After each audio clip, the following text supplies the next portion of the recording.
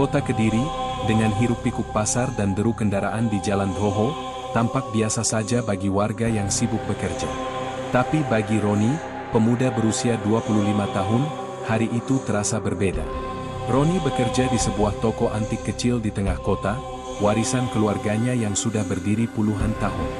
Toko itu dipenuhi barang-barang tua, patung kayu berukir, lukisan lusuh, benda-benda logam berkarat, semua dengan cerita sejarah yang tak pernah ditulis lengkap. Hari itu, saat membersihkan rak, matanya menangkap sesuatu yang membuat jantungnya berdetak lebih cepat. Sebuah keris tua, terbungkus kain hitam tebal, terletak di sudut rak yang jarang dijangkau. Ukiran di bilahnya begitu halus, seolah menceritakan kisah lama. Namun, yang paling membuat Roni merinding adalah aura dingin yang keluar dari keris itu. "Ini, dari mana?" gumam Roni, tangannya gemetar saat menyentuh gagang keris. Segera setelah itu, ia merasakan hawa dingin menyebar ke seluruh tubuhnya. Di kepalanya muncul bayangan samar seorang lelaki tua berjubah, dengan mata yang menusuk hingga terasa seperti menatap langsung ke jiwanya. Pemilik toko, Pak Harun, datang tepat saat itu. Wajahnya menegang melihat Roni memegang keris itu. "Jangan sentuh itu sembarangan, Roni," kata Pak Harun dengan suara serak. "Keris ini bukan sembarang benda. Ini keris Empu Gandring, keris legendaris yang diyakini membawa kutukan bagi siapapun yang salah menggunakannya." Roni mengerutkan dahi. Ia pernah mendengar nama itu di cerita sejarah Jawa, tapi tak pernah membayangkan akan melihatnya di depan matanya sendiri. "Maksudmu, keris itu bisa membahayakan orang?" tanya Roni, masih memegang gagangnya dengan hati-hati. Pak Harun mengangguk pelan. "Ya, konon, Empu Gandring membuatnya dengan amarah dan dendam. Siapapun yang menyentuhnya tanpa pengetahuan akan merasakan kutukannya. Banyak orang yang hilang, atau mengalami kejadian aneh, setelah berurusan dengan keris ini." Malam itu, Roni pulang dengan rasa penasaran yang tak tertahankan. Keris itu seolah menempel di pikirannya, memanggilnya dalam mimpi. Dalam tidurnya, ia bermimpi bertemu Empu Gandring sendiri, pria tua dengan tatapan tajam, berdiri di antara api dan asap, menatap Roni dengan amarah yang tersembunyi. "Aku menunggumu," suara itu bergema di mimpinya, membuat Roni terbangun dengan jantung berdebar. Sejak malam itu, hidup Roni tidak lagi sama.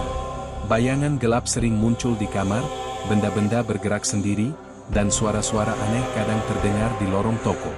Kota Kediri yang tadinya terlihat biasa kini terasa menyimpan rahasia gelap yang menunggu untuk terungkap. Sebuah rahasia yang hanya Roni yang bisa menyelesaikannya. Dan semuanya bermula dari satu benda, keris Empu Gandring. Beberapa hari setelah malam pertama Roni bermimpi tentang Empu Gandring, suasana di toko antik tempatnya bekerja mulai berubah. Keris tua itu kini selalu menempati meja tengah, meski Roni menaruhnya di rak lain. Seolah-olah benda itu memiliki kehendak sendiri. Sore itu, hujan turun tipis di kota Kediri. Roni sedang membersihkan kaca display ketika keris itu tiba-tiba bersinar samar, cahaya merah keemasan yang menembus bayangan ruangan. Roni menahan napas. Tangannya gemetar saat meraih keris itu, tapi sebelum sempat menyentuhnya, terdengar bisikan pelan, nyaris seperti suara angin. "Roni, Roni." Roni mundur, matanya membulat. Ia mengedarkan pandangan ke sekeliling toko, tapi tidak ada orang. Hanya keris itu yang berdiri di atas meja, bersinar samar. Malamnya, saat Roni tidur di kamarnya yang kecil di belakang toko, mimpi itu datang kembali. Kali ini lebih jelas. Sosok Empu Gandring berdiri di tengah api yang berkobar, tatapannya tajam menusuk jiwa. Ia menunjuk ke arah Roni sambil berucap dengan suara berat. "Aku menunggumu, jangan biarkan aku terlupakan. Kembalikan aku ke tempat asalku, atau kutukanku akan menghantuimu dan orang-orang di sekitarmu." Roni terbangun dengan jantung berdebar kencang. Ia menatap sekeliling kamar yang gelap.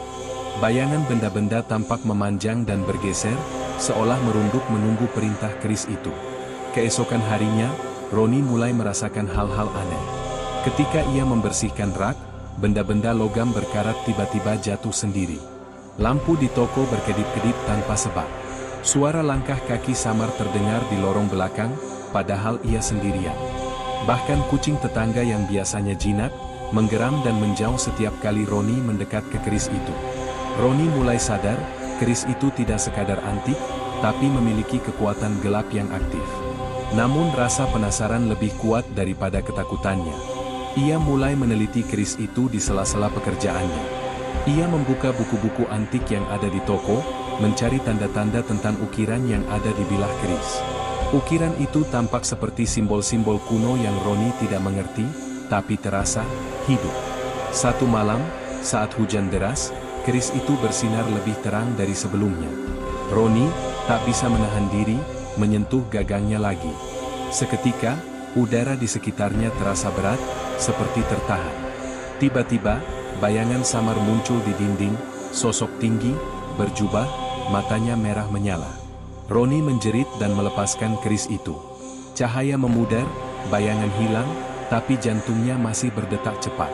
Sejak itu, ia tahu, keris itu memanggilnya, dan kutukannya mulai merayap ke dalam hidupnya. Roni tidak bisa lagi menganggap keris itu benda biasa. Ia merasa terikat, seolah nasibnya kini terkait langsung dengan pusaka legendaris Empu Gandring. Kota Kediri yang tadinya terasa aman, kini dipenuhi bayangan misterius yang mengikuti langkahnya setiap hari. Roni pun bertekad, ia harus mencari cara untuk memahami keris itu sebelum kutukannya semakin parah, meskipun ia belum tahu bagaimana memulainya. Setelah kejadian malam terakhir, Roni mulai merasa hidupnya tidak lagi normal. Bayangan samar terus mengikuti langkahnya, benda-benda di sekitarnya sering bergerak sendiri, dan suara-suara aneh terdengar bahkan saat toko tutup. Roni sadar, ia tidak bisa menghadapi keris itu sendirian. Pagi berikutnya, Roni memutuskan untuk mencari informasi lebih dalam tentang keris itu. Ia pergi ke perpustakaan Kota Kediri, tempat ia sering membaca buku sejarah. Di antara tumpukan naskah kuno dan buku tua, ia menemukan referensi tentang Empu Gandring, seorang empu legendaris yang hidup pada abad ke-12. Catatan-catatan itu menjelaskan bahwa keris yang dibuat Empu Gandring terkenal karena keindahannya sekaligus kekuatannya. Namun, ada satu hal yang menakutkan, keris itu dibuat dengan sumpah dan kutukan. Siapapun yang mengambil keris itu tanpa izin atau tanpa memahami maksudnya, akan mengalami malapetaka. Banyak cerita lama tentang raja dan prajurit yang mati secara misterius setelah memiliki keris ini. Roni juga menemukan catatan tentang kota-kota di Jawa Timur yang pernah dikaitkan dengan keris itu. Salah satunya adalah Kediri, yang menjadi tempat keris itu pernah hilang dan muncul kembali di masa modern. Ia tersentak, artinya keris itu kini berada tepat di tangannya. Sore hari, Roni kembali ke toko dengan rasa cemas. Tiba-tiba, terdengar ketukan di jendela. Ia menoleh dan melihat seorang wanita tua berdiri di luar, memakai kain batik lusuh dan wajahnya tampak pucat tapi tegas. "Apa kau pemuda yang memegang keris itu?" tanyanya. Suaranya serak, tapi jelas terdengar menembus keheningan. Roni mengangguk, masih ragu. Wanita itu memperkenalkan dirinya sebagai Embok Sari, seorang penjaga pusaka di Kediri. Ia mengatakan bahwa keris Empu Gandring tidak boleh sembarangan disentuh, karena kutukannya bisa meluas ke orang-orang di sekitarnya. Benda ini hidup. Ia memilih pemiliknya, dan akan mengikuti sampai tujuannya tercapai, ujar Embok Sari. Jika tidak dikembalikan atau ditenangkan, banyak yang akan celaka. Kau sudah merasakan sebagian kekuatannya, bukan? Roni mengangguk. Ia menceritakan semua kejadian aneh yang dialaminya, bayangan hitam, suara-suara misterius, benda bergerak sendiri, bahkan mimpi yang terasa nyata. Embok Sari menghela napas panjang.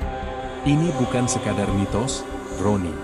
Banyak orang di Kediri dan sekitarnya pernah merasakan kutukan benda-benda pusaka. Dan kau, kini menjadi bagian dari cerita itu. Malam itu, Roni pulang dengan kepala penuh pertanyaan. Ia mencoba menyelidiki lebih banyak catatan kuno dan berbicara dengan tetua Kediri yang pernah melihat keris itu. Ia menemukan pola aneh. Setiap orang yang bersentuhan dengan benda pusaka, terutama yang memiliki sejarah kuat, sering mengalami kecelakaan, mimpi buruk, atau gangguan aneh. Kota Kediri sendiri, dengan sejarah panjang kerajaan dan peperangan, menyimpan banyak pusaka tersembunyi. Roni mulai menyadari bahwa kutukan keris itu tidak hanya menakut-nakuti dirinya, tapi bisa membahayakan semua orang di sekitarnya. Teman-temannya yang penasaran kini berada dalam risiko, dan toko antik yang dulunya terasa aman kini menjadi pusat energi misterius yang tak terlihat. Keputusannya bulat, ia harus menemukan cara untuk menghadapi keris itu, mempelajari sejarahnya, dan mencari orang yang bisa menenangkan kekuatan gelapnya. Roni tahu jalannya tidak akan mudah, tapi ia merasa ini satu-satunya cara untuk menghentikan malapetaka yang sedang mengintai.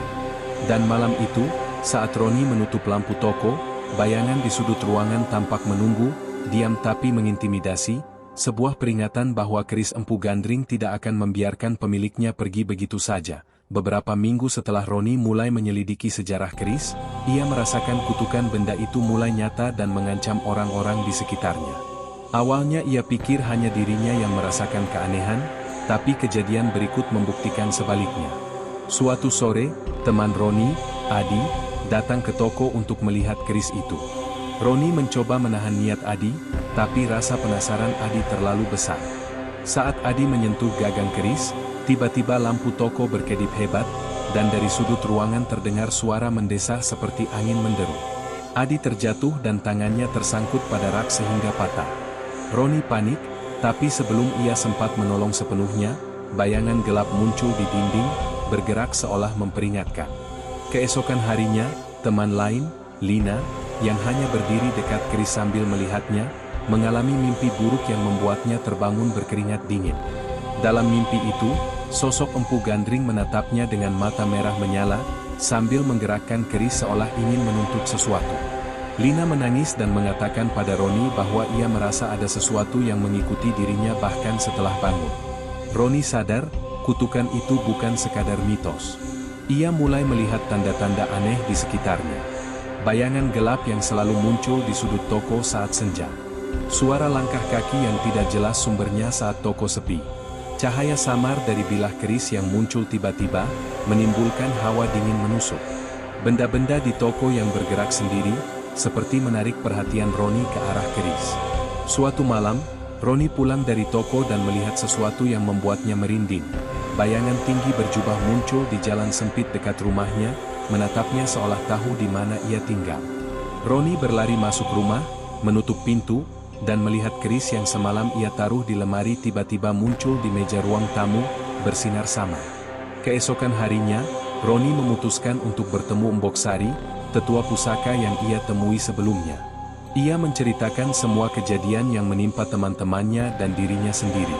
Mbok Sari mengangguk pelan, wajahnya serius.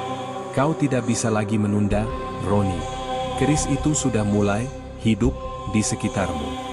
Setiap orang yang mendekat bisa terkena kutukannya. Kau harus bertindak sebelum semakin banyak yang celaka, katanya. Mbok Sari menjelaskan bahwa kutukan keris Empu Gandring aktif, karena kemarahan empu yang tertinggal di bilah keris.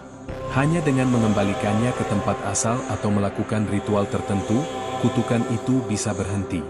Roni merasa beban berat di pundaknya.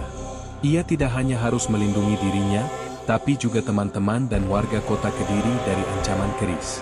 Ia mulai menyiapkan langkah-langkah untuk menyelidiki lokasi asal keris, mencari tahu gua atau tempat di mana Empu Gandring membuat keris itu, sambil menghadapi gangguan supranatural yang semakin nyata. Malam itu, sebelum tidur, Roni melihat bayangan samar berdiri di ambang pintu kamarnya, menatap keris yang ia taruh di samping ranjang. Suara lembut terdengar di telinganya.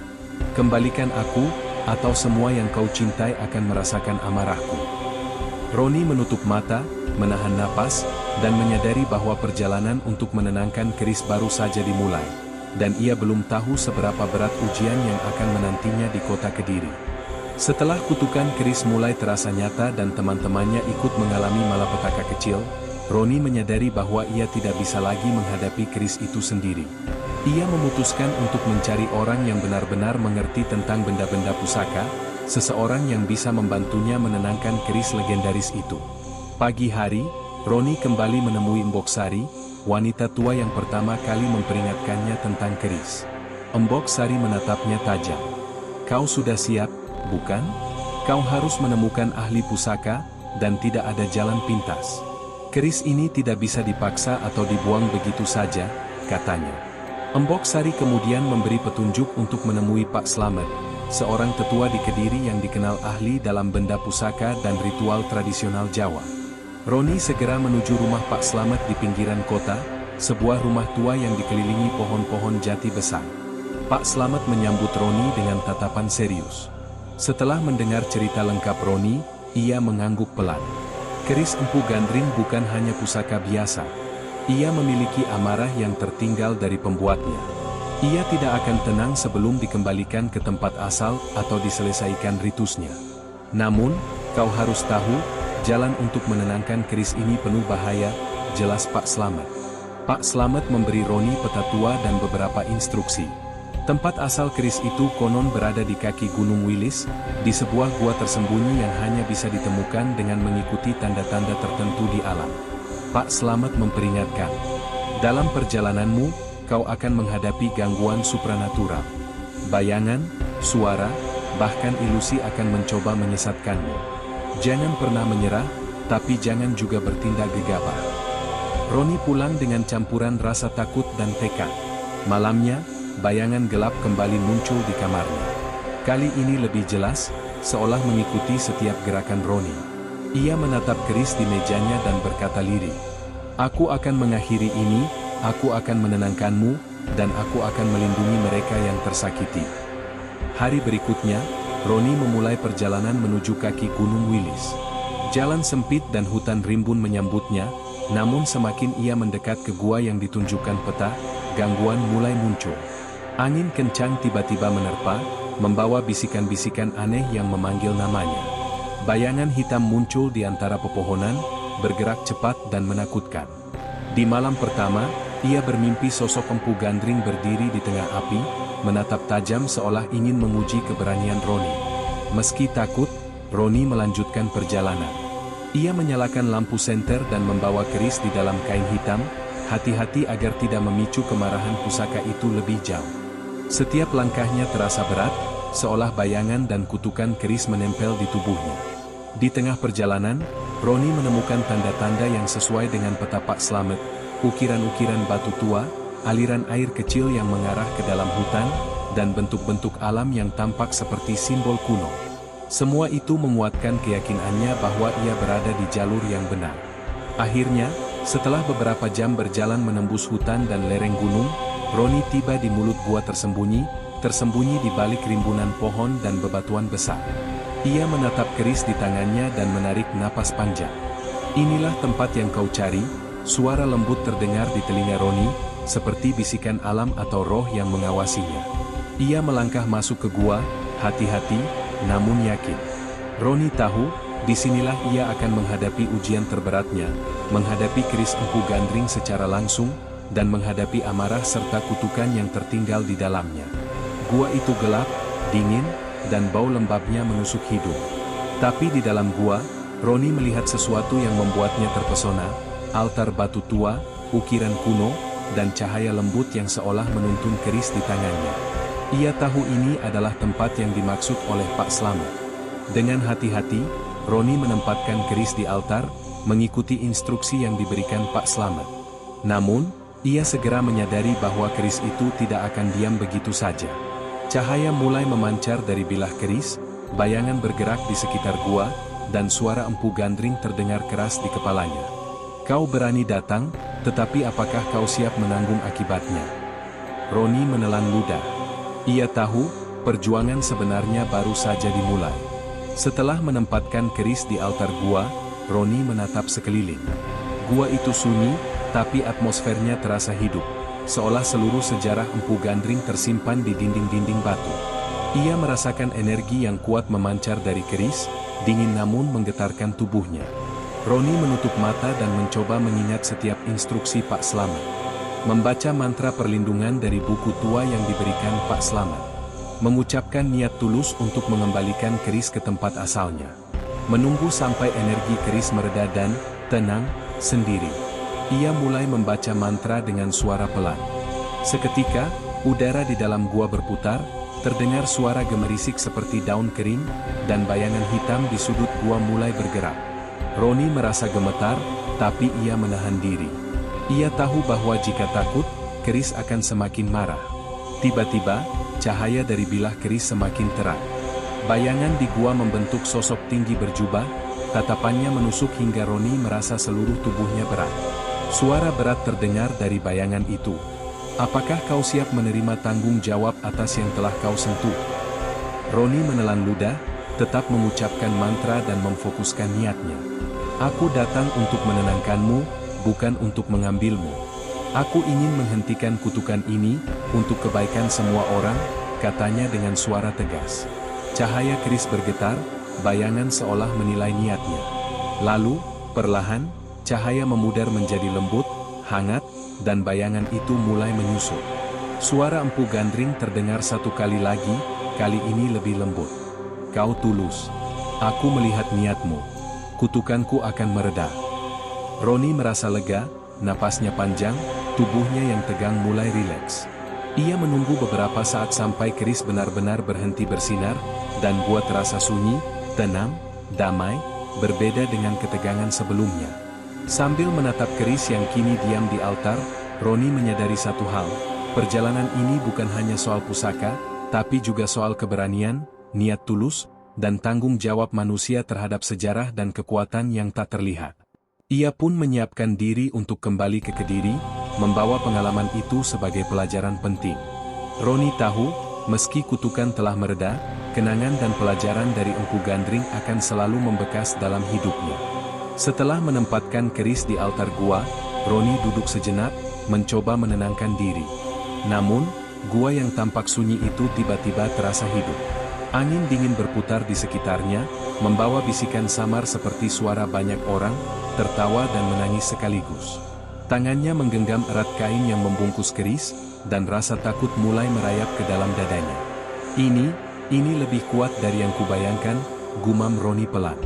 Tiba-tiba, bayangan gelap muncul di sudut gua, bergerak cepat, membentuk sosok tinggi berjubah yang menatapnya tajam. Cahaya keris bergetar, memancarkan kilau merah keemasan, dan udara di sekitarnya terasa berat, seolah menekan seluruh tubuh Roni. Roni mencoba mengingat semua yang diajarkan Pak Slamet. Ia menarik napas dalam-dalam, menutup mata, dan mulai mengucapkan mantra perlindungan yang diberikan tetua itu. Kata-kata tua itu terdengar lirih namun tegas, bergema di dinding-dinding gua. Saat mantra diucapkan, bayangan itu mendekat, menatapnya dengan mata yang merah menyala. Roni merasa tubuhnya seakan tertarik ke dalam kegelapan, tapi ia menahan diri, berpegang pada niatnya, menenangkan keris, bukan menyakiti. Suara serak terdengar di sekelilingnya, berulang kali memanggil namanya. Kembalikan aku, jangan sia-siakan aku. Roni menekankan niatnya lebih keras lagi. Ia berbicara kepada keris, bukan hanya dengan mulut, tapi dengan hati. Aku datang bukan untuk mengambilmu, tapi untuk menenangkanmu. Aku ingin mengakhiri kutukan ini demi semua orang. Cahaya keris mulai berputar, membentuk pusaran lembut di atas altar. Bayangan di gua berhenti bergerak sejenak, seolah menilai niat Roni. Angin kencang mulai mereda, dan udara dingin yang menusuk perlahan menjadi hangat. Kemudian, suara itu terdengar lagi, lebih lembut, niatmu murni. Kutukanku akan mereda. Tetapi ingat, tanggung jawabmu tidak berhenti di sini. Roni membuka mata, tubuhnya masih gemetar, tapi ia merasakan kedamaian yang sebelumnya tidak pernah ia rasakan. Keris kini berhenti bersinar, diam di atas altar, dan bayangan di gua menghilang perlahan. Dengan napas panjang, Roni berdiri dan menatap gua. Ia tahu, perjalanan ini telah menguji keberanian dan ketulusannya. Ia juga menyadari bahwa keris Empu Gandring bukan sekadar benda pusaka, tapi simbol tanggung jawab manusia terhadap sejarah dan kekuatan yang tak terlihat. Roni pun mulai bersiap untuk kembali ke Kediri, membawa pengalaman ini sebagai pelajaran hidup, bahwa keberanian, niat tulus, dan kehati-hatian adalah kunci untuk menghadapi misteri yang tersembunyi di dunia modern sekalipun. Setelah pengalaman menegangkan di Gua Gunung Wilis, Roni kembali ke kota Kediri dengan perasaan campur aduk, lega, lelah, namun masih diselimuti rasa was-was. Ia tahu, meski keris Empu Gandring sudah mulai mereda energinya, kutukan itu belum sepenuhnya hilang sampai ia yakin bahwa semua orang yang pernah disentuh keris itu aman. Sesampainya di rumah, Roni melihat teman-temannya yang beberapa waktu lalu terkena dampak kutukan. Adi yang patah tangan sudah sembuh, Lina yang sering mimpi buruk kini bisa tidur nyenyak. Roni tersenyum lega, tapi hatinya tetap waspada. Ia menyadari bahwa tanggung jawabnya terhadap keris tidak berhenti begitu saja. Namun, malam itu, keris di toko antik kembali bersinar samar. Roni merasakan hawa dingin di seluruh tubuhnya, menandakan keris itu mengirimkan peringatan terakhir. Ia memutuskan untuk menghadapi ini sekali dan untuk selamanya. Roni membawa keris ke ruang belakang toko, tempat ia biasa bekerja sendirian, dan menyalakan dupa serta lilin sesuai petunjuk Pak Slamet. Ia menaruh keris di meja kayu besar, menundukkan kepala, dan mengucapkan mantra perlindungan dengan niat paling tulus. Empu Gandring, aku datang bukan untuk mengambilmu. Aku datang untuk menenangkanmu, agar kutukanmu tidak lagi mengganggu manusia. Terimalah niatku. Seketika, cahaya keris berubah menjadi lembut, hangat, dan bayangan hitam yang sebelumnya sering muncul di toko kini tampak memudar. Udara yang tadinya berat dan dingin berubah menjadi sejuk, menenangkan. Lalu, sosok samar Empu Gandring muncul sekali lagi, kali ini tampak lebih damai. Suaranya bergema pelan di seluruh ruangan. Kau telah membuktikan niatmu. Kutukanku akan berhenti, dan keris ini akan diam hingga waktunya tiba untuk tujuan yang lebih bijak. Ingatlah, manusia harus selalu menghormati kekuatan pusaka. Roni menunduk, hati dipenuhi rasa hormat dan lega. Ia tahu, perjuangannya bukan hanya tentang keberanian menghadapi benda mistis, tapi juga tentang tanggung jawab dan niat tulus manusia terhadap sejarah dan kekuatan yang tak terlihat. Keesokan harinya, Roni menata kembali toko antik dengan lebih rapi. Keris Empu Gandring kini tersimpan di lemari khusus, hanya untuk dipelajari dan dihormati, bukan untuk disentuh sembarangan. Ia juga mulai menulis catatan tentang pengalaman dan sejarah keris itu, agar generasi berikutnya belajar menghormati pusaka, tanpa membahayakan diri sendiri atau orang lain. Seiring waktu, kota Kediri kembali tenang. Bayangan misterius dan gangguan supranatural menghilang, dan hidup Roni pun kembali normal. Namun, ia tidak pernah melupakan malam-malam penuh ketegangan, kutukan yang hampir menelan teman-temannya, dan pengalaman menghadapi Empu Gandring. Roni kini menjadi lebih bijak, lebih berhati-hati dalam menangani benda pusaka, dan selalu mengingat pelajaran penting, keberanian dan niat tulus bisa menenangkan kekuatan terdalam sekalipun, tapi kehati-hatian adalah kunci untuk menjaga diri dan orang lain dari malapetaka yang tersembunyi di dunia ini. Dengan hati lega, Roni menatap keris yang kini diam di lemari, dan berkata pelan, "Terima kasih, Empu Gandring, aku akan selalu menghormati pusaka ini." Dan kota Kediri, meski penuh sejarah dan misteri, kembali aman. Tapi kisah tentang keris Empu Gandring tetap hidup dalam legenda, sebagai pengingat bahwa kekuatan pusaka bisa muncul kapan saja, bahkan di era modern. Beberapa bulan telah berlalu sejak Roni menghadapi kutukan keris Empu Gandring. Toko antiknya kini kembali ramai, namun Roni lebih berhati-hati dalam memilih benda-benda yang dijual atau dipamerkan. Keris Empu Gandring tetap tersimpan rapi di lemari khusus, hanya untuk dipelajari dan dihormati, bukan untuk disentuh sembarangan. Kota Kediri kembali tenang. Jalan-jalan yang dulu sering Roni lewati dengan rasa was-was kini terasa biasa, tanpa bayangan misterius atau suara-suara aneh. Teman-teman Roni juga telah pulih sepenuhnya dan hidup mereka kembali normal. Namun, pengalaman itu meninggalkan bekas mendalam dalam diri Roni. Sebuah pelajaran bahwa sejarah dan kekuatan pusaka tidak boleh dianggap remeh. Setiap kali Roni menatap keris di lemari, ia merasakan aura tenang, seolah Empu Gandring kini damai. Ia tersenyum, menyadari bahwa keberaniannya, niat tulus, dan kehati-hatiannya telah menyelamatkan banyak orang dari malapetaka. Roni pun mulai menulis catatan tentang pengalaman dan sejarah keris itu, agar generasi berikutnya belajar menghormati pusaka tanpa membahayakan diri sendiri. Ia ingin cerita ini menjadi pengingat, kekuatan pusaka bisa muncul kapan saja, bahkan di era modern, dan manusia harus selalu bijaksana dalam menghadapi misteri masa lalu. Malam di kota Kediri tetap sunyi dan damai. Namun, bagi Roni, dan bagi siapapun yang memahami pusaka legendaris, legenda keris Empu Gandring akan selalu hidup, sebuah pengingat bahwa keberanian, niat tulus, dan kehati-hatian adalah kunci untuk menjaga diri dan orang lain dari kekuatan yang tak terlihat. Dan Roni tahu, meski kotanya terlihat biasa, misteri dan sejarah tetap bersembunyi di setiap sudut, menunggu untuk dihormati, bukan ditakuti.